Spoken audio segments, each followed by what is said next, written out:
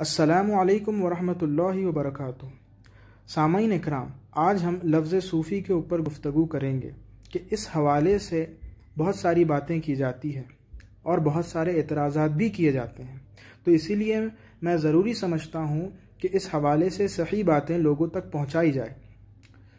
اور اس سلسلے میں طریقہ رفاعیہ کے پیشوا حضرت سید احمد کبیر رفاعی قدس سرہ العزیز کے کچھ ارشادات آپ کے سامنے رکھوں گا۔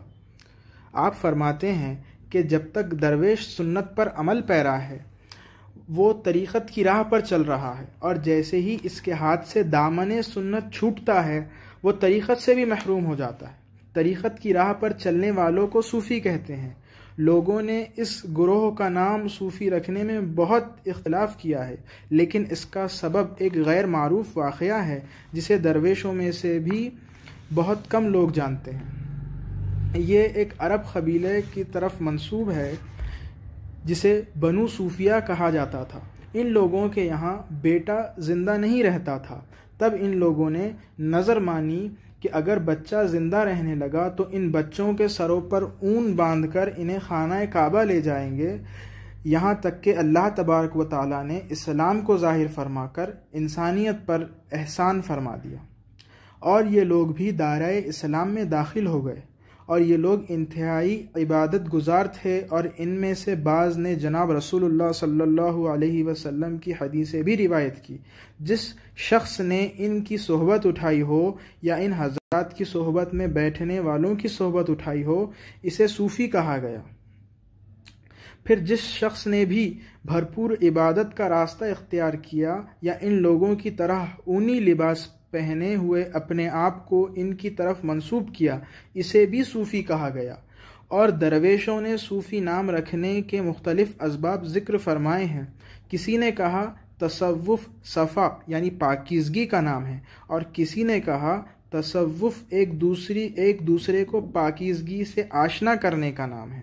معنوی اعتبار سے صوفی نام رکھنے کے یہ دونوں سبب بھی درست ہیں، اس لیے کہ اون پہننے والے درویشوں نے اپنی ذات کے لیے پاکیزگی کے حصول اور دوسروں کو بھی اس نعمت سے آشنا کرانے اور ظاہری آداب یعنی شریعت کو اپنانے کی روش اختیار کی ہے۔ اور ان حضرات کا فرمان ہے ظاہری آداب یعنی شریعت کو اپنانا ہی باطینی آداب یعنی طریقت کی دلیل ہے۔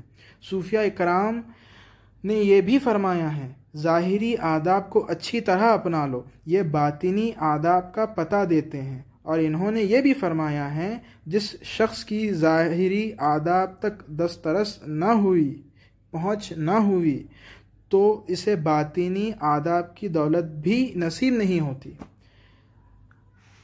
آگے امام رفاعی رحمۃ اللہ علیہ فرماتے ہیں کہ جس شخص نے بھی ظاہری آداب کو اپنایا وہ اہل طریقت میں داخل ہو جائے گا اور انہی سے شمار ہوگا، اور جس نے ظاہری آداب کو نہ اپنایا اس کا حال اہل طریقت کی نظروں میں اوجھل نہیں رہے گا، کیونکہ ظاہری آداب کا اپنانا ہی صوفیہ میں سے ہونے کی دلیل ہے، بلکہ ان کے گروہ میں شامل ہونے کا ذریعہ ہے۔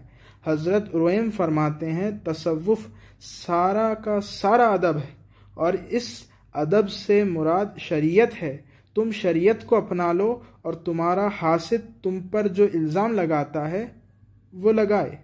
اگر میں اللہ تعالیٰ کے یہاں بے گناہ ہوں تو مجھے الزام لگانے والے کے الزامات کی پرواہ نہیں، اور اگر میرا باطن اللہ تعالیٰ کے یہاں پاک ہے تو مجھے چغل خوروں کی چغلی کا کچھ نقصان نہیں۔ یہ ارشادات حضرت امام رفاعی رحمۃ اللہ علیہ کے ملفوظات البرہان المؤید سے آپ کے سامنے ذکر کیا ہوں۔ اللہ تبارک و تعالیٰ سے دعا ہے کہ حضرت امام رفاعی رحمۃ اللہ علیہ کے فیضان سے ہم سب کو مالا مال فرمائے اور آپ کی نظر کرم ہم پر قائم رکھے۔ السلام علیکم ورحمۃ اللہ وبرکاتہ۔